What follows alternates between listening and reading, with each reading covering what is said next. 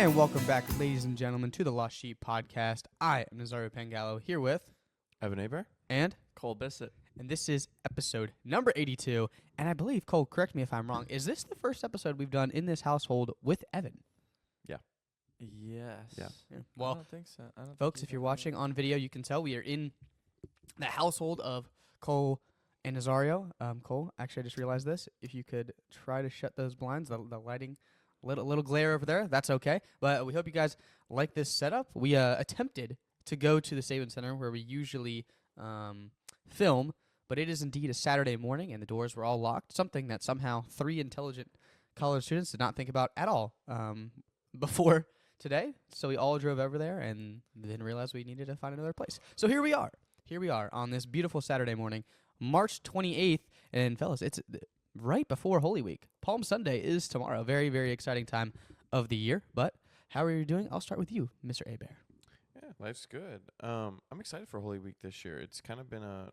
That's crazy. He's excited for Holy Week, Cole. Can you believe that? That is a big shocker. It's been a. I'm confused on that one. It's been a really fast Lent. Move my mic here.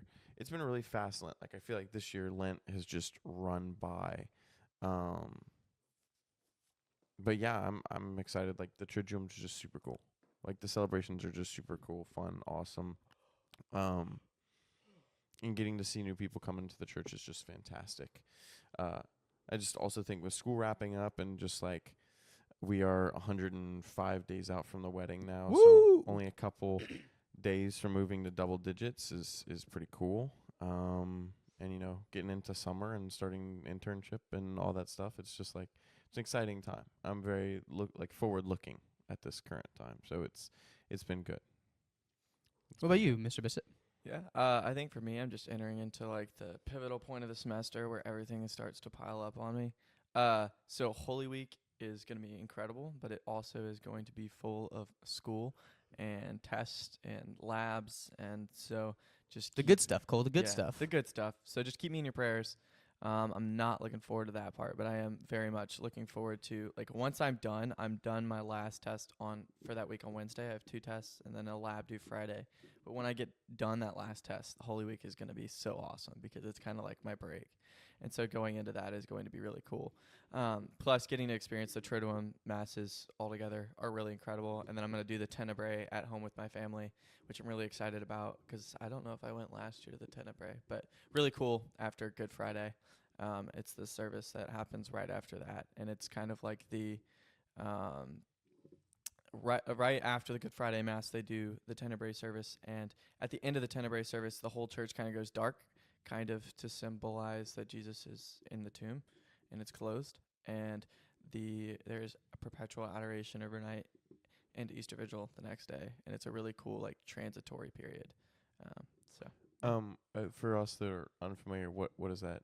The Tenebrae? Yeah. Let me actually look up the translation for you. But Please talk into your mic. oops, sorry. Thank you. But it happens right after the Good Friday service, and they go through a ton of different readings throughout Scripture and blow out a candle basically each time.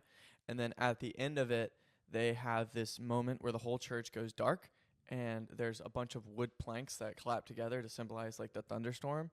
And then it's silence, and you walk out of the church, and Jesus is put in the tabernacle, and there's perpetual adoration overnight leading into. So, and pardon my confusion, but there's not supposed to be any Eucharist after Good Friday. You don't receive any Eucharist? So they leave the tabernacle open after Good Friday. It's closed. It's like a closed No, tomb, no, sorry. no. I understand that, but like to my understanding, like you're supposed to leave the tabernacle open after Good Friday, because there's not supposed to be any consecrated host. That's why they have communion service at Good Friday so that you can consume all the hosts. So there's any leftover hosts on Good Friday, you consume them. Correct, Jamie? Is that I might right? be wrong about that. Hold up. Is that right? I think they do I think their perpetual adoration is Holy Thursday night and a Good Friday. I was and gonna then say it just that- goes dark, and I've then I heard think of everybody just that. leaves. Yeah. But I think everybody tip- just leaves. Typically after Good Friday, it's pretty required to leave the tabernacle I think open, you're right. to my understanding. But anyway, this is not related to the quote, but But yeah, if you get a chance to experience that, it is a really, really cool tradition. It's not. I think it's maybe more of a Benedictine thing, so that might be why it's not as well known. But if there is a Tenebrae service, it's really cool. You should go check it out. But yeah, what about you, Nazario? Yep. Week went pretty well. I mean, this is the first week of school back from spring break. So naturally, 2 tests during this week. So it's just how it works, I guess. Did it work for you, Evan, or do the No. masters? I did, Are they more I logical? actually did have 2 tests this week. Yeah. So I think Cole, you had 1 this week, right? So yeah, Actually, had 3 tests this week. 3 tests this week. So Yeah. a total of 6 between the 3 of us the week after spring How break. did Just you go from none to 2 to 3? Well, one split. So we took the first half on Wednesday, and we'll take the second half on Monday. And then one was online on Tuesday. And lockdown then browser. one was an in-class test. That was like it was really easy. So, yeah, week went pretty good. We had Sweet 16 yesterday and Thursday, some pretty good games, and then the Elite Eight today. Get to see you guys on to the Final Four. That's going to be very, very exciting. But we're going to jump right in to our quote of the week. Ladies and gentlemen, the quote of the week. So, funny story real quick on this quote. We basically found out yesterday, well, finally finalized, that's great redundancy right there, that we were going to film today. And so I go up and I find a quote that Cole had sent in, and I just reply to it and put the arrow to it. Then Cole responds with a full capital letters bang to the quote. And I was like, yeah, Cole, it's your quote. So that's good. I didn't actually say that, but I was thinking to my mind, yeah, Cole really likes this quote. And today, Evan, would you like to tell the audience what Cole said about the quote when we got here today?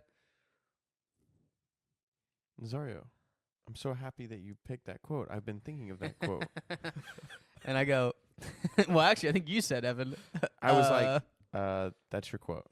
That's Yeah. literally your quote. So Cole forgot that this was his quote and then was reminded that his was his quote. So, Cole, this is your quote. So introduce it, sir. Yep. So the quote is from JP2, and it is, "We lived poised between sin, which touches God, touches Him painfully, and sacrifice." And I'll read it one more time. JP2, "We live poised between sin, which touches God, touches Him painfully, and sacrifice." So, Nazar, I'm going to throw it to you first. Since Wow. I got thrown first last time. I'm going to swing it that direction. Okay, so we were driving earlier this morning to go see our boy Rob. Shout out Rob. He was doing a half marathon, and Cole goes, "I really don't want us to focus on sacrifice in this one." So I'm not going to do that here at the beginning because I don't feel like rage baiting Cole right off the bat. So when Cole said this in the car, and when I was looking at the quote once again, I went right to the touches him painfully part. And correct me if I'm wrong, but the way that I read this, when I see "we live poised between sin, which touches God very painfully," the damage that sin causes our Lord, and something I want to go into more, of course, during this podcast. But that is the first thing that sticks out to me, is to think about and just picture the damage. Well, not the damage, that may not be the right word, but the pain. Well, that's the same thing. The emotional turmoil that sin causes God. That's what jumps out to me right off the bat. Evan, you got any initial thoughts? Yeah, I have my clickbait. Are you ready? Here's my clickbait. So clip this and we'll put it on shorts. Sin is attractive. Sin is attractive. That's what I wanna. That's what I'm gonna expand upon. I think is Just was go my to first go to thought. black right there. Just Yeah. nothing else. Yeah. What Cole, about you, This Cole? is Initial like thoughts? your first thoughts. This is like when you were saying, "Oh my gosh, it was." You remember the clip that I did a couple years back? This is a direct Yeah. reference to Basically that. the devil clip. Yeah. What? Oh man, I forget what it The was. devil is. Dude, I made that so dramatic too. I forget what it was. I don't know. Yeah. I can't remember. That made that so dramatic. Yeah. So an initial reaction obviously is like this quote is all about our relationship with God and how our actions truly define and help build or destroy that relationship. And I like you said, I do. One of the things that immediately spoke out to me is this pause in the middle of this quote, which is touches him painfully. Like JP2 didn't have to say that because it could be like a blanket just acknowledgement that, of course, like you sin, it's going to hurt God. But he had to give clarity on that. He had to explain that. And I think with that clarity, it gives us more of a sense of reality of how much our actions really do affect our relationship with Christ, especially when it comes to sin, because we are actively choosing to turn away from God. And, God calls us and gives us the ability and gift of free will. And when we use it in a way that turns away from him, he is sad. He wants us to actively choose him. And so it's going to hurt him painfully because it's like a father, like with the story of the prodigal son, wanting his son to return to him, but his son chose to go outward. But God still welcomes you back with open arms. So that's my initial little thought.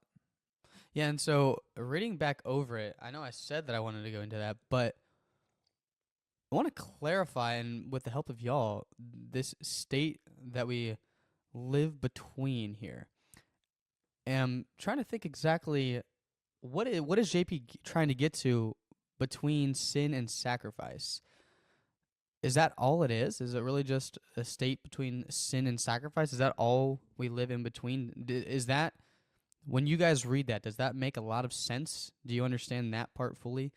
Because when I see it, I mean, I understand what he's trying to say, obviously, that we have a life of choosing God and choosing a way that, sacrifices our own life for the will of God. But is that the entirety of it, or does that just speak to you guys, or what do you think? So I think this goes right into my point of like sin is attractive, right? So this is a meditation. This meditation might sound very familiar to y'all. It's actually from Saint Ignatius, but this is going to sound very familiar to y'all, so I'll read it. Put yourself in this scene. 2 commanders stand on opposing battlefields, calling on soldiers to follow them. On one side, a riotous, angry crowd presses in around their general, who sits atop a chair of fire and smoke, terrifying in shape and even more horrible in demeanor. He charges his troops to scatter from the field, not omitting any provinces, places, states, nor any persons, and to use their nets and chains to entice souls away from the love of God and get them to give their lives to pleasure, possessions, power, and pride. At the other end of the battlefield stands another commander-in-chief, beautiful and full of love. He looks out over all his servants and friends. They are generous, courageous, and ready to make many sacrifices to serve the Lord. Seeing the destruction and despair being spread by the rival army, Jesus, the Lord of all the world, chooses so many persons, apostles, disciples, etc., and sends them throughout the world, spreading his sacred doctrine. And so why I kind of read this is it's a lovely meditation. It's a lovely meditation, right? Like, it's a good thing. There's so much in the true meditation. There's so much detail. There's so much that you can pick and pull apart at, right? That's awesome. That's a wonderful imagery to sit with. However, I understand it's from St. Ignatius, so I'm not going to be too aggressive here. I disagree a little bit with the meditation. If we could clearly see through this decision of sin and good, right? Or good and evil, right? If every single time we could say, oh, yes, this is the sinful decision and this is the good decision, and it was as easy as this army over here is disgusting and terrible and they're doing horrible war crimes, and this army over here is like so awesome and they're doing great things, then life would be really quite easy. But that's not how it is, right? Sin is attractive. Sin is something that gets into the darkest depths of your being and calls out your insecurities and your weaknesses and your failures and says, hey, you're not good enough, but you know what would make you better? Sin. This little thing, that little thing. And so I think, right, it really becomes that, right? Sin oftentimes, as we lose Cole Bissett to something in his eye for a second, sin oftentimes is something that makes life more comfortable than your life already is, right? Goodness goodness, truth, beauty, living morality is rarely comfortable as well, right? And so when you look at this, poised, I'm trying to read out the corner of my eye, poised between sin and sacrifice. I believe, the truest form of this is poised between comfort and uncomfort, right? Poised between sin being comfortable and sin being easy. Come on. Sin being comfortable, sin being easy, sin being like that attractive thing, and goodness, truth, beauty being something you have to work for, something that is challenging, something that is hard, that can be difficult to approach at first glance, right? And so I think, it's easy to look at this and say like, oh, it's kind of a weird thing, like poised between sin and sacrifice. Like what is, like there's other choices like sin and good, right? Sin and sacrifice and pleasure. Like there are other things that feel more diametrically opposed than sin and sacrifice. But it's a good analogy when you dive a little bit deeper into it. Yeah, and I'm going to press in on you a little bit more just to help with some things. So, when you're saying this, I don't disagree with you, and you're right.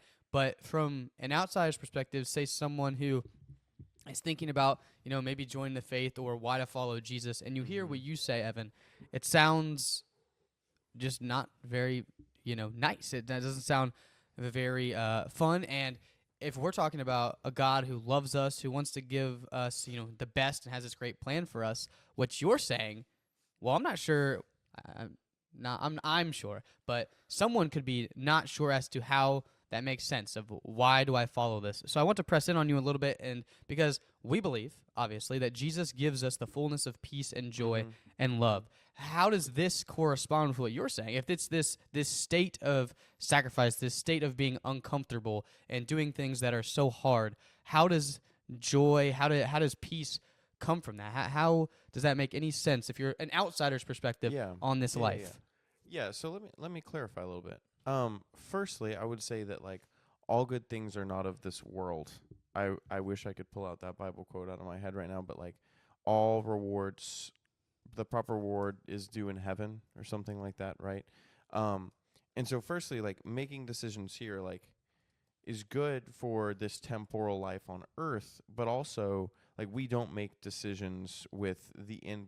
Yeah, go for it for a second. So it's James chapter 1, verse 17, which states, every good and perfect gift is from above, coming down from the Father of the heavenly lights. Is that what you're looking for? Yeah, close to that, yeah. And so I think, like, when we talk about, like, the ultimate goal, or, like, why are we here? What's our purpose on earth, right? If that's what we're searching for, purpose. That purpose is to get to heaven, right? And so we can make these decisions that make us comfortable to go, like, a bigger house, better car. This other thing, that other thing. Those are great. Fantastic. They make your life on earth more comfortable, but they don't make your end goal more comfortable, right? They don't make heaven easier. And so to your second point, that was the first point. Why? Why should we do this? The second point on, life looks real bleak if nothing's good and happy. It's not true that life isn't good and happy as a Christian. I'm very happy. I'm content with my life. I'm wake up and I'm excited to live my life. And I think the difference is that when you start to make those decisions, they no longer become sacrifices, but they become willful giving, right? I understand that, let's do illicit drugs. I understand that illicit drugs are bad for me, right? Morally, when I didn't understand that, like, it would have been easy for me to do illicit drugs because it's like, oh, I don't know anything about this. Like, these could be good for me. Who's to say, right? And now that I'm, thankfully, not having to make that choice every day, and honestly never was, but, I'm not having to make that choice every day, so it's something that I give freely, right? I'm not doing drugs, and my life is happier and better. When you start to get into the habit of making these good decisions, life is good, right? The second thing is, to that point, God put us on earth. He created this earth for us out of an abundance of love. And while it's been tainted by our choice and sin and the devil, it's still God's creation, right? So things of this earth used properly and used in good order are good, right? We talk about that a lot. Relationships that are so twisted are originally intended to be good. Things that we do or use wrong are originally intended for good. And so I think when you look into it, once you begin to untwist that, once you begin to, those sacrifices, as I said, become giving and less gouging of yourself, less tearing that thing out, it becomes something, a point of joy, a point of elation, a point of happiness that, yes, I can freely give of myself. Yes, I can engage in this thing truly and properly and freely with joy and happiness and grace, and it becomes something good. Yeah, and to even go Yeah. more, I don't know if more into it is the right word, but I can't think of the right word, but basically, another way to think about this is that, okay, obviously God created us for these reasons, and God wants followers that freely choose Him out of their own decision, their own free will, out of love. And so when you think about that, it makes a lot of sense. And obviously, as you said, the world is broken, so there are other ways that you can choose to go against God and have our fallen humanity take control. Or you can learn how to choose the right thing. And when you learn to choose that right thing, then it becomes joyful. Mm-hmm. And I think of a practical analogy of working out, whether that be, you could go talk about the gym, going to lift weights. You could talk about running, as we just went to a half marathon, so that's on the mind. When you first do those things, that's really a sacrifice to get going, and it sucks at the beginning. Yeah. It definitely is not very fun. You almost don't want to do it, especially if you're getting up early in the morning to go do it. That part's not very fun. The pain that you have to go through at the beginning, or even with guitar. I think about the pain at the guitar at the beginning with the fingers and the strings as well. And the beginning of it is so difficult, but then you absolutely, well, most people come to love these things and find joy in that, even though they're still doing the same thing that they were doing at the beginning that was painful, but they've come to love it. And that's, I think, a more practical way of thinking about it. It's the same way, really, for your Yeah. faithful life. It's just Yeah. your decisions, what you're sacrificing is the free choice of love towards God, and you're sacrificing the worldly things. Even though these worldly things are bad, you still have to sacrifice them because, as you said, they're comfortable and they can even feel good at times, for sure. Yeah. So, And I think before I toss it over to Cole and back, and I have a question for you, so I can line you up correctly. But I think the best analogy ever is like a child with cookies. When you're a young child and you have like a plate of cookies, you don't know anything about that. You're just like, cookies good, cookies tasty, right? Cookies num num, right? And so like, if I just put a plate of cookies in front of you, you're going to eat those cookies, right? Now, is the next cookie you're eating marginally better or giving you more joy than the cookie before it? No. But if you get that many cookies every single time, and then suddenly one day I'm like, here's one cookie, you're going to be like, that stinks. Like, why do I only get one cookie? This is like a punishment. However, as adults, we understand that cookies are maybe not the best food for you. You shouldn't be eating cookies all the time. And so they're a treat.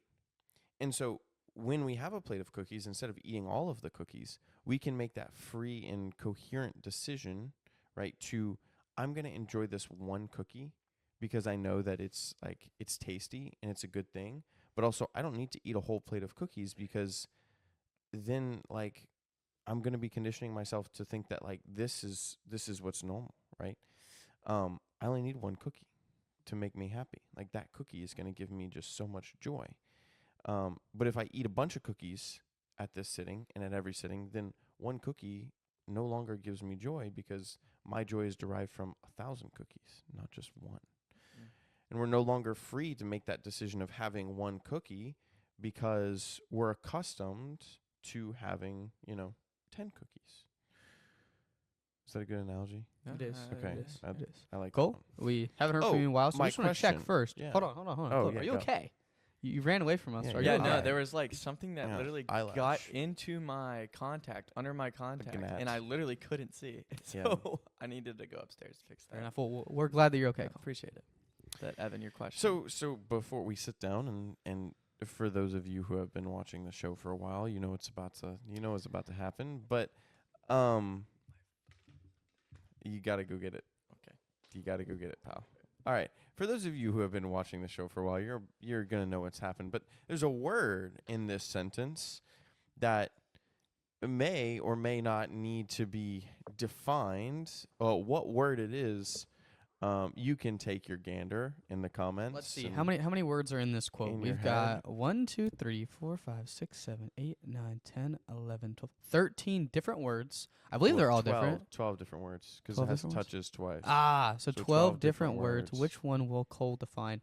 Evan, 8.5% chance or something like that. 7% Ooh, you think- chance or something like that. Yeah, that's about right. I don't know. Cole, you Seven got and it a yet? We've been stalling pretty long here. 7.5. yeah, I got it. Great math. Okay, here we go. It's been prepped.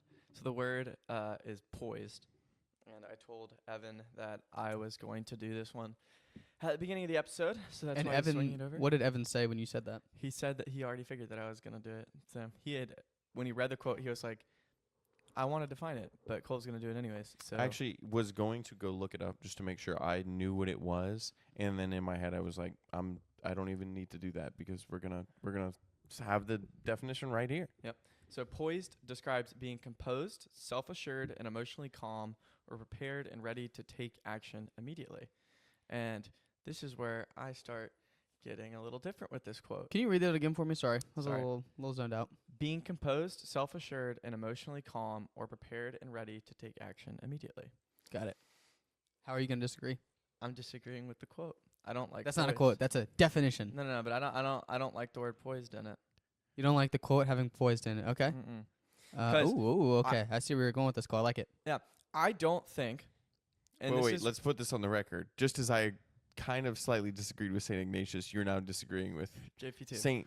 No, let's make a difference. Pope Saint John Paul II. Saint Pope John Paul Paul II. II, yes. All right. Okay, and I think Nazario knows where I'm going to go with this. And this is why I was letting y'all kind of talk a little bit at the beginning, because this is a little bit of a different direction. This is about the preparation for making decision. This decision, y'all are talking about the reality of this decision to begin with. I want to talk about like the disposition of the heart. That's kind of what I want to focus on here. To be poised means to be prepared. Like when you hear the word To poised, be ready to act. yeah, to be ready to act. And well, in there it does say to be prepared. But like when you think of the word poised, where do you often hear this word? A cat. A cat? Poised for attack. Poised for Like attack? poised to Okay. pounce. Where do you hear it? When I hear poised, I think of a certain athlete that's Mm. always poised. Is what There I you go go. with. There you go. Why? Why is it? Why are they used for that? What's the point? Why is that Because word so they're used? prepared. They have been in the situation. They're calm under pressure. They know that they're gonna, they're gonna. Doesn't matter where they are in the game, what situation, but they're ready to go. Mm. You know their best is gonna come. Yeah. out. So I think, and this is where I don't necessarily disagree with it, but I think it's a very contextual quote. I think it matters. It's for the person, because we have to be educated in this. By the way, Jamie, where is this? Where's what? Where is this from? Poised? Do you mind looking this Mm. up? No, I this found it. quote. Yeah. Oh, Do okay. you mind looking Where, up what this where did he one? say it? 'Cause Continue. I'm curious, Gotcha. because I found it in my Yeah, book. continue. But as I was saying, I think this quote is very relational to the Catholic, the Christian that has an acknowledgement of what their decision actually means, right? You talked about being an adult and realizing what those cookies actually do to your body. Mm-hmm. And at that point, you're poised. You are prepared to go. Your heart has been, you have entered into that disposition of heart, and your heart is now prepared to make the decision of to choose God or to not choose God. Mm-hmm. Now, I don't think that we are prepared. Everybody is prepared in our lives to make that decision, Mm-hmm. because I don't think we fully understand the difference between sin and sacrifice in this instance. And so this is why I Ooh. wanted to focus on the disposition of the heart. Whoa. What do you mean we're not not fully prepared to understand the difference between sin and sacrifice. What does that mean? I think some people aren't educated to realize what the intentions and what y'all just talked about with sacrifice, what Yeah, yeah, yeah. actually comes from it. Okay. What are the qualifications for mortal sin? Hold on real quick. Where did you say you found this quote? It was in one of my spiritual direction books, The Discernment of God's Will, but I don't know where it's actually from. Well, there's no public record of it being by JP2. Well, So, I don't know. it said it was by JP2 in the book, so I rolled with it. Anyway, All right. What Okay. is the what did you say the word is? Qualifications for mortal sin. That was Evan's question. because I'm going to throw out venial sin for a second, because venial sin is a weakening of the relationship, but it's not a total break, right? When we really talk about poised, when I read this quote, it really talks about like diving into we're poised as to go to hell or to go to heaven, right? Let's talk about that differentiation. But So- does it? What are the qualifications for mortal sin? But I don't. I No, see. no, I no, don't no. know What if are I the- wh- necessarily agree with What that are the part, qualifications for mortal sin? though. There's Well, 4 of them. grave matter. Okay, grave matter. I thought there's 3. There's 3 of them. Yeah. Grave matter. You're sorry. So grave matter, full knowledge, and intention. Okay. What does full knowledge mean? That you are prepared. You're poised. Okay. 'Kay. So I if- don't. But where if- I'm disagreeing with you here is I Okay, don't continue. necessarily know if I would relate this just to mortal sin. I would say just sin in general. It just says sin. Like yeah, it's not. Yeah. And yeah. so the reason I say that is because yes, it doesn't constitute the context that I'm saying doesn't constitute a total separation from God if you don't have that full knowledge, will, and intellect. But we should still be, if we are poised, we do have that knowledge. I guess I can kind of see where you're going with that. But I do think there's fruit to the matter to talk about what it means to be poised and how to get there. That's where I was really kind of getting to. So the basic your basic idea is that you don't like the word poised in here because you think that as a population we're generally underinformed or willfully ignorant when it comes to the patterns of good and evil and the Yes, to right this choices we decision. should make. Yes, and that some people believe they have that knowledge when they don't. Okay. So people can believe they're poised, but not. So it's not that the quote in itself is a falsity. It's just not 100% applicable, if I would say that. It's applicable in the right context with the right Yeah. person. So let me pose a different question to you. Okay. This is interesting. I like this. Let me This is pose fun. a different question to you. Whose failure is that? The person. Okay. Is that not sin? Is which part? Isn't there a commandment about you shall love the Lord your God with all your heart, with Yeah. all your soul, and with all your Mind. mind? Willful ignorance, intentional ignorance, or underinformation is sinful in and of itself. So let's say I make a decision. Let's say I make a choice. Mm. And even as a human, I believe that every human thinks about their choices, right?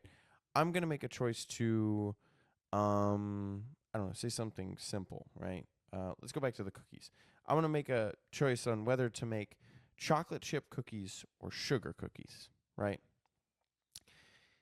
However, the church teaches that I can't eat chocolate on Fridays in Lent. Okay, making these cookies on a Friday in Lent. I'm just, we can see the metaphor forming here. Okay. I make those cookies. And like I'm making this decision knowing that the church has certain things about like what I can and can't eat on Lent. Like I know, I can't eat meat on Fridays in Lent, but like I don't know about this. Like I don't know about chocolate chip cookies, and it's whatever. I'm just going to make them cuz like if I don't know, I can't be sinning if I don't know, right? Is that right? Is it not sinful for me to say, "Hey, I actually don't want to know cuz, like what if it is sinful, but I really like chocolate chip cookies, right? Yeah. I really like doing this, but I don't want to know if it's sinful because I like doing it. I want to keep doing it, right? Is that not in and of itself sinful to say? Yeah, and I'm not disagreeing with that part. I think more or less I'm just saying So then So then, if the affirmation of knowledge itself, right, is sinful, right? If we don't have that proper knowledge, right? If we're not actively seeking out that knowledge, are we not already poised before we make the decision on that line between sin and sacrifice? Because that first decision that we have to make before making the decision about whether to make chocolate chip cookies is us poised on stuff. do I need to find the truth or do I not need to find the truth, right? Am I poised between sin where I willfully ignore this or am I posed between sacrifice where I really like chocolate chip cookies but I'm going to sacrifice them? I don't think poised would be the right decision, because I think if you were right decision or right word, I don't choice? think if you Okay. were prepared, I think if you were prepared, that decision wouldn't be in the direction of not choosing truth in that instance. Yeah. Like I think to be poised, which it's great advice, and I also think he could be using this in relation to the Catholic Church just in general. Like he could be, by saying we, I mean, as a pope, you would assume by saying we, he's referring to the Catholic Church and its universality, which with that context, yes, we should all be living poised to make that decision. And it could be a call to action in that sense. But like, really where my point is at, it isn't even in that part of the quote. That was more of my just getting there. It's about that preparation. If you aren't at a point where you are poised and aren't ready to make that decision in a way that's going to affect you in a way that's beneficial rather than negative, because I would argue if it's going to affect you negatively and you are making an ill-informed decision, you weren't poised to begin with, that we should focus on getting ourselves to the situation of being poised. And what that looks like, and why I use the word disposition of the heart. What does that mean? It's kind of like a willful giving of yourself to God's will in your life, if that makes sense.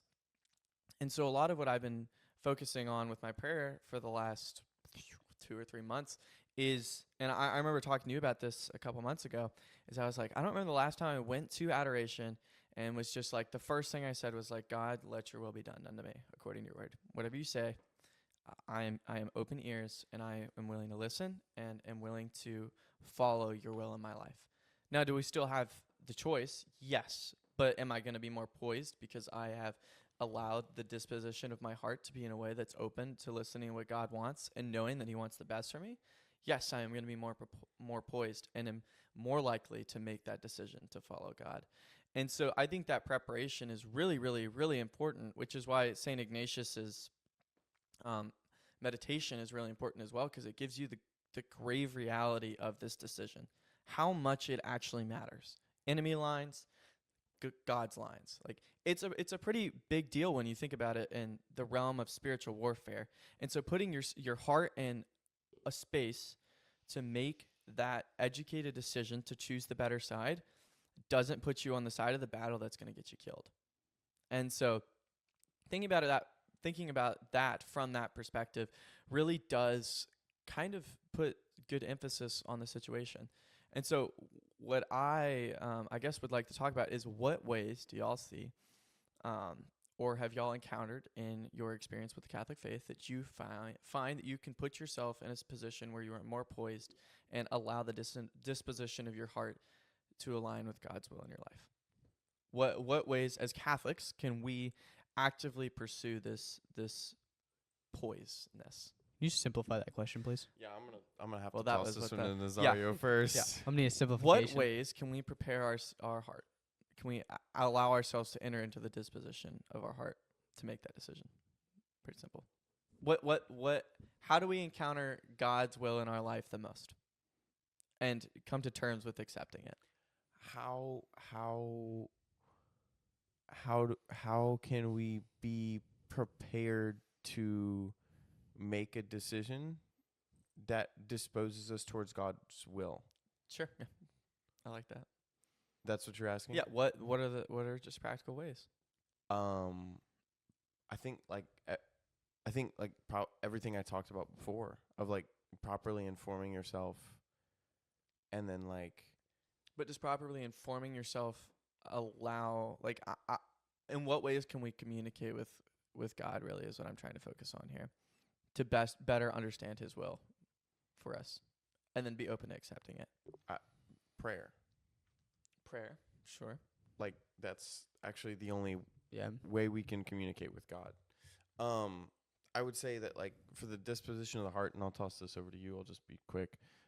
But for the disposition of the heart, like the closer we know and love in prayer, the closer we are to Christ. Like there's 1,000 saints that have spoken on that. Not least of which, all the contemplative saints, right? We talk about the floater, the guy who floated, Yeah. Cupertino. We talk about Cupertino. We talk about Maximilian Kolbe. We talk about all these guys and gals of great love and of great like reflection and of great meditation. The only way to know Christ is to know Him through prayer. Yeah. And I don't know if this is exactly where Cole's getting at, but I think about the difference between realizing how to surrender and then also realizing within that what is still in your control. And that is where, I don't know, comparison between like cultures, but I feel like a lot of people nowadays try to associate so many things with themselves. Like so many things are happening to them. Like, oh, this happened to me. This was so bad. This happened to me. And they can't take the personal aspect out of it. And I think it's one of these things where we have to mentally learn to disassociate ourselves with things so that we can learn to surrender. Like, I know years ago that I used to be even more invested in my sports teams than I am now, and would allow the losses, whether that was the teams that I watched or the teams that I played for, and my performance to affect me so much off the field. And this is like one of the reasons I want to go into the field that I'm going into, but learning how to mentally disassociate this thing and to realize that just because this happens, that I'm not like allowing my mental, my physical, and emotional state to be affected.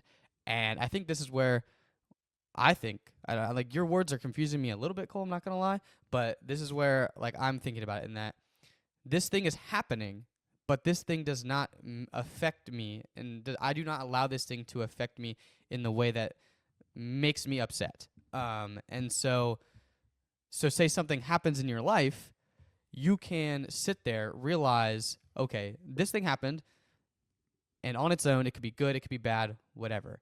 That in and of itself, God is allowing that to happen, so it is His will. But how can I sit back and recognize this thing and then see it from God's vantage point, see it from His will, and allow myself to surrender whatever is happening? And so whether that be something really good, you can recognize it for its goodness, then you can turn back to God and see it as a part of His plan, of course.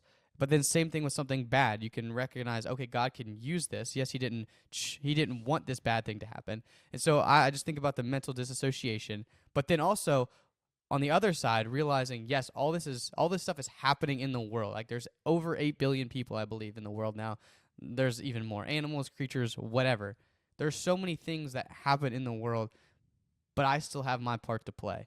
So I can still allow the things in the world to happen. I don't have to be controlled by them, but I can allow myself to be more controlled in God's will and what His plan is. So I think it's just learning how to surrender and have that mental disassociation where you're able to realize these things and be able to stay in control of what you can control.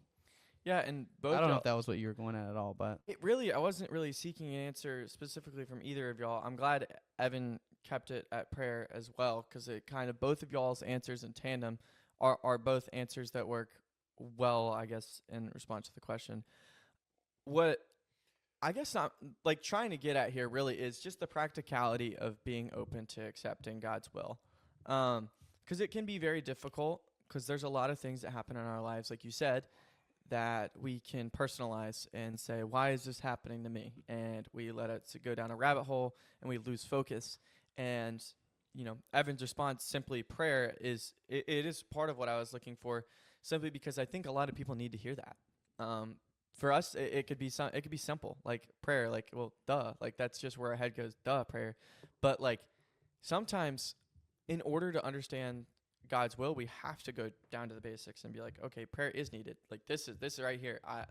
Everything's happening to me. I don't know why. And then you just like disassociate or like put it on yourself and you focus on yourself, and then you forget, this is where I need to take this to God and start talking to him about this and allow him to work through my life. And so prayer is the most fundamental way to do that. Adoration is one of the most fundamental ways to do it because you're encountering him physically in front of you, and it's an incredible experience. And then with Nazario's follow-up, once you do that, it allows you to disassociate your problem and instead allow your burdens to rest on the shoulders of God walking with you. And then when you do that, you're going to find that the yoke that you're carrying becomes a lot more light, right? You can walk in your pain and your suffering and instead return it into something that's redemptive and productive and allows you to understand what God is doing with your life. We are a sum of our experiences. God is giving us experiences or allowing us to experience things in our life to guide us in a way that's fruitful and beautiful, and it gives us a chance to react in a way to make an effective decision to what God wants us to do with our life. There's a whole nother podcast there about where the sum of our experiences. Maybe we'll do that next week because I just, yeah, and I also think it comes to mind the Benoit Blanc quote from Knives Out.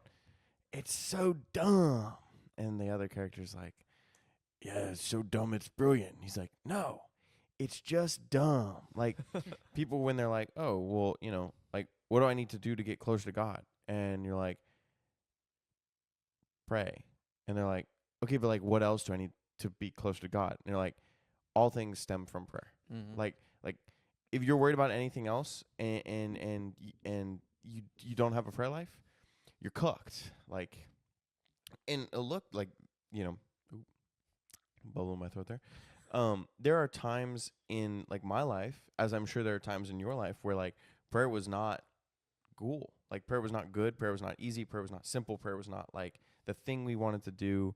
And there are times in our lives where we're like, oh yes, I'm praying an hour a day, and like it's so easy, and like this is fun and awesome, and like I love God, and I love like going to pray, and that's just how life is. But also, it's so necessary. It's just necessary. Like we do these things, we form habits, we become better at prayer so that we can pray, so that when it becomes that time when prayer stinks, prayer sucks, I don't want to go to the adoration chapel, I don't want to say my rosary, I don't want to do this, we do it anyway, right? Because it's a habit, it's built in. Because without that, our communication, our knowledge of him lacks. I was talking about this with somebody the other day about friends who had moved on from Tuscaloosa, not to the afterlife. Friends who had moved on from Tuscaloosa, and He's got some crazy communication. yeah. And my simple point was, look, it's not easy. Like you have to work for it. Like those people that have moved on, like Alex, I text nearly every day. I try to call once a week. Like that's, not exactly like, do I do that for everyone in Tuscaloosa? No, but I see them every week. But do I want a relationship with that person? Yes. Mm-hmm. Do I want to know them? Do I want to understand them? Do I want to continue to grow with them? Yes. And so ergo, to do that, I must communicate in some way, even if that way is difficult and challenging sometimes. Yeah, and like again, just to put it as simply as possible, to be poised is to be in a state of prayer. Very simple. Like, and yeah, I wanted to walk down that road just to like get to that statement because, like Evan said, people ask that question all the time. How do I follow God's will the most effectively? And it is that simple. And so I think putting it out there for you guys as our listeners and ourselves included is that reminder that is the best way to do it is really beneficial because I think it keeps us going in a forward path. But yeah. Awesome. Well, we are going to move on to our practical prayer practice of the week. Ladies and gentlemen, the practical prayer practice of the week. Yeah, so we've got some family shout-outs coming up here in the podcast. So Cole's going to start with his first. Yep, so this is from my mother who has been requesting that we have this practical prayer practice on there for a couple weeks, and she's always wanted a shout-out on our podcast. So shout out, Mom. I shouted out your mom last week. Did you actually shout out my mom? Yes, or 2 weeks ago when we talked about engaged encounter. Oh, that's right. Yeah, so Evan shouted you out, so, Mom. There you go. I'm the favorite child. But anyways, so she had this idea, and I don't remember where it stemmed from. We were having a conversation, and somebody, I was thinking about somebody. Oh, yeah, there was somebody I was thinking about who I hadn't called in a long time, and she was like, you should call him. And I was like, why? I was like, I feel like it'd be kind of awkward if I called him just 'cause it's been so long, but I was praying for him today. And she was like, but like, she said, I always find that those moments in my life when, I think about somebody or something that, I haven't thought about in a long time. And, I offered up in prayer that that's God kind of giving me an outlet to reach out and call. You never know why that person is coming up in that day. And so I was like, it's a really good idea. And so that's kind of my practical prayer practice for this week. If there's somebody that comes up in your daily life and your thoughts and you haven't talked to them in a long time, make the conscious effort to reach out. It doesn't have to be a phone call. It could be just a short little text message, thinking about you today, praying for you. Because I find that, like, I know when that happens to me, it's like, dang, like, I needed this today. And it'll be from random people. And I'm like, I haven't talked to you in forever, but it's, like, cool that you're doing this.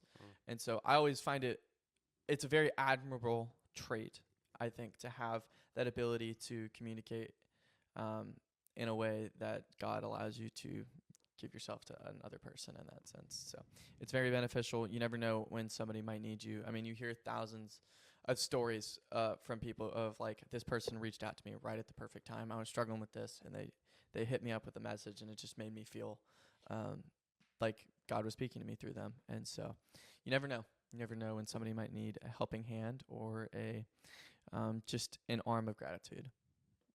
Any other little thoughts from you guys? It's pretty, I like pretty it. simple. I like it. And from one family to the next. Ladies and gentlemen, the shepherd of the week. So a few weeks ago, I forget exactly when it was, Spring break. someone messaged Cole and I asking for some advice on writing what's the right word? I guess just a speech Yes. for a retreat. Cole was able to provide, both of us were able to provide a little bit of insight into this song that they were doing their speech on. And so we got to hear or read that speech after they had written it. And that person that did that was my brother, Solomon Fangallo. Shout out my brother. He is actually just turned 19 a week ago. So he's about to graduate high school in, let's see here, right around 2 months. But he is our shepherd of the week. So what that happens in Northern Kentucky, where I'm from, there is this youth group run by a wonderful friend of mine, Ashley Marshall.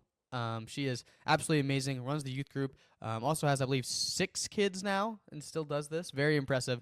Middle school, high school, runs this youth group. They have, similar to Spirit and Truth, a adoration night on Saturday nights once every other week, where they also play sports. Shout out Father Hennigan as well. He is the priest that leads it. And luckily I was able to get involved in this. Shout out section. Shout It's outs. just a Shout outs. But they do a retreat every single semester where they go to this place called Potter's Ranch. They have people. Potter's Ranch. Shout out. Or they have everyone do a speech. And so my brother is going to be doing a speech today on Saturday, but he sent that to Cole and I, and when we were preparing for the episode today, that just spoke to me. It was really inspirational to see my brother write this. It was a 7-page speech, and I'll let Cole talk about the speech a little bit more, maybe, if that's what he's feeling. But it was just very inspiring for me to see my brother do that. So that's our shepherd of the week for this week, Solomon Pangallo. Cole, got anything to say? See, I knew Nazario would swing it to me. This Yeah, Evan speech- has, like, I don't know if Evan has anything to say on this, which is fine. Oh, I have things to say. Oh, okay. Really? Yeah. I have 2 questions for you. Do you want to ask your questions No. first? Well, mine's gonna be a tangent. Okay. So, you Yeah. sure? Yeah. The song that the speech is about is "The Prodigal" by Josiah Quinn. And for those of you that have been following this podcast for a long time, you might have actually seen a short clip or reel of Josiah Queen saying hi to you on the podcast. So that was really cool. I'm a big Josiah Queen fan. He's awesome. And so when Solomon reached Shout out out, Josiah Queen. shout out Josiah Queen. And when Solomon reached out to me on me and Nazario, I was more than elated to help out a little bit, because The Prodigal is such a good song, and I think it speaks to a lot of us. It speaks to our quote today a lot, because it's all about losing our souls, chasing after things that don't lead us to God. And Shout out the song. shout out The Prodigal, and prepping ourselves and being poised in that decision. And so Solomon's whole talk for his speech focuses on being poised. Actually, I do directly think when you said sin is attractive, I directly think he actually has that in his speech. And so I was like, that's cool that you mentioned that. Yeah. And he said, let me shout it out one time because one thing sticks out very well. And so you talked about the battle with Saint Ignatius and how it was like there's two clear lines. And so Solomon says in the speech, he says something about when you chose a sin, you didn't choose it because you were wanting to rebel. You chose it because you wanted, to be loved, or you wanted to be valued, or you wanted this, or you wanted that. And I think that's exactly what you're going into, Cole. I'm just like, it is more attractive than meets the eye and what it can be presented as. It's a lot more complex that goes into it more. But I that really stuck out to me from it. So just want to say that. I love. This was my favorite line from his speech. So the Potter's Ranch people aren't going to hear this before. Shout out Potter's Ranch. So shout out Potter's Ranch again. It starts off exciting and it ends up isolating. It's just such a good line. Solomon, you killed that. I just read that and I was like, dang, that hit. Like that is an absolute bar because it's so true. It's attractive. It starts off, you enter into sin, and it's like, this is so cool. Instant gratification. That is, we love instant gratification. Opening our phone, instant gratification, endorphin boost. Doesn't matter what we're looking at. We see a passcode, gratification. It's our phone. It's this sense of security, sense of peace. Now, does it actually provide us anything that is lasting? No. It's a phone. You turn it off just as quick as you open it up. But it does end up isolating because at the end of the day, like for instance with the phone, you're scrolling and giving your time to something that literally doesn't speak back to you. It's not a human being. It doesn't have any sort of response that affects you morally, ethically. In fact, I think it could lead you in ways that are not those directions. And that's how a lot of sin works, is it starts off so exhilarating. And you find that the more you pursue those things, the more you make that decision to choose sin, the more isolated you end up.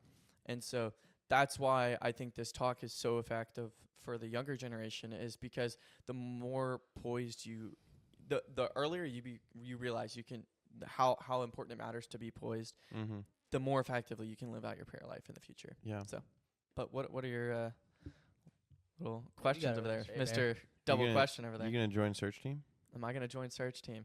When? I can't. for this year? I know you can. For this year, you got a year left. Wait, I thought it was when can you join? What do you mean? When can you join? I graduated. He's the next year. director. I He can can't do join whatever he anything else, wants. Can I? What? I You graduate in May, Yeah, right? but I thought the terms start in spring. No. The terms for search team are always evolving because there's New people? always new people. Maybe. I don't Because know. then you'd have your fall and your spring. I would really suggest it. It'd be cool because you'd get to do music as well if you wanted to. And he'd let you do a speech. I don't know No, if you he'd let me couldn't do do a music speech. and a He's- speech. Just let him do him I'd be- you I'm can do a- a speech, Cole. I'm a busy man, Evan. We'll Hey, see. We'll hey, see. It what- is something I've thought about. Oh no, an hour and a half on Sundays. The second question Evan has. Yeah. The second question I had was, where was all of that when we Shout were? out Search, by the way. Shout out search, by the way. No, more a statement than a question. Was just like, this is so good. I feel like rarely we we do try to do community things, but rarely we get into our bigger community outside of Bama Catholic of at home and your parish and things that you see around you. I know you talk about, back home in St. Bernard a lot and things like that, which I was fortunate enough, we talked about this the other week, to go up there and get some bread. The bread was really good. I'm hankering That's what you for can some get bread St. now. one did Bernard. you It's get? known for its Which bread. bread? I got the cinnamon sure. raisin one. It was Yes. the only they had. Gas, bro. But that I one's wanted the their move. plain, I wanted to try their plain Plain's pretty good. and then to get some butter and honey going on that thing. So Nah, the cinnamon anyway. raisin's so so final thoughts I think are probably in order, and they should probably be short. I think we're probably Yes. What are we We're pushing at here? 59 minutes and 30 I was gonna say we're Ooh. fringing on Let's pretty go. pretty long here. Matt Frad is He's knocking on the door. whispering in the that's a good way to say it. Yeah, I think my only final thought would just be, go back and listen to my spiel. But honestly, truly, if I could harp on only one thing this episode, it would be about prayer, and just how crucial it is to forming that communion with Christ. And again, it can sound exaggeratory, it can sound kind of like silly, but prayer is the end and beginning of all things, right? Like, if you cannot have a prayer life, if you do not have a prayer life, then you should not expect to have a life with Christ, a life in Christ. Yeah, if you can't pray, or if you aren't praying, then life is gonna be hard. And that doesn't have to be, there's a bunch of different forms of prayer. But if you're not doing it, life is hard. If you are doing it, life might be a little easier. And never be discouraged by like being bad at prayer, I think is the other thing. Like, don't ever think you're not good at prayer. Prayer is very individual, and prayer is also like a thing where as long as you're connecting with something that raises your soul higher to Christ, as we've talked about in a few episodes. Shout out Sam before then. Sombrek. Shout out Sam Sombrek. Like, that's prayer. Boom. Bang. If you Me. went to Gabe's father's talk, Dr. Mario Sacasa. Shout out Dr. Mario Sacasa. How was that? Was it good? It was good. But he was talking about how like the thing that raises his soul to God is the mountains. Like, he loves being in the mountains. He just feels so close to God's presence in the mountains. Find that thing. Be close to God's presence and pray. You got anything, Cole? Yeah, one other line that I was going to just Speaking to your mic. One other line that I was really going to hit on was that it promises everything, yet it gives us nothing. It separates us from others, from ourselves, and from God. That's in reference to sin. Again, like, it is attractive. Going back to what Evan says, sin is a very attractive thing. It promises everything. And that's the reality of it, is that's what but it only promises. And what do we find with a lot of promises is that they can be broken. And so, yeah, sin can be attractive, but we need to be poised. We need to be prepared. And even when you become poised, it is very, very easy to fall back again.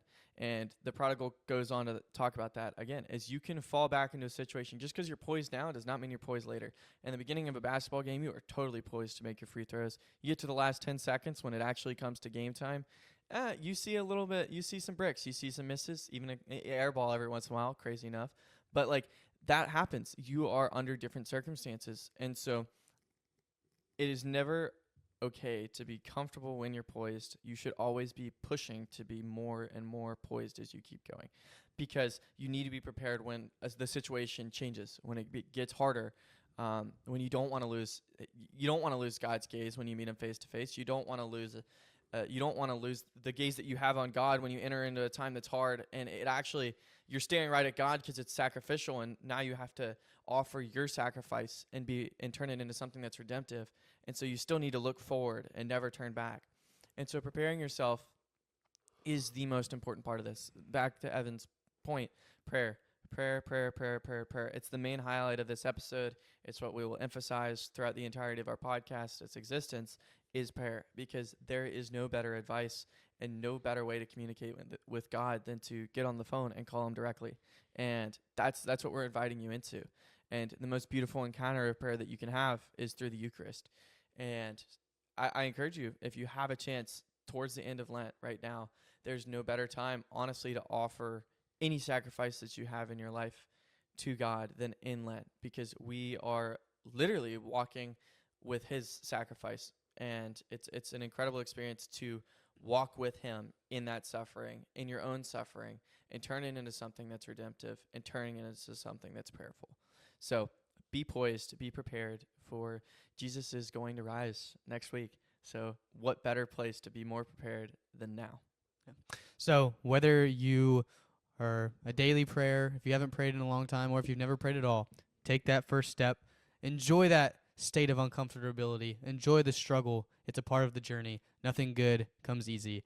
Thank you all for tuning in to another episode of the Lost Sheep Podcast. I'm Nazar Pengal here with Evan Abear and Cole Bissett. Thank you all for tuning in. We'll see you next week. God bless.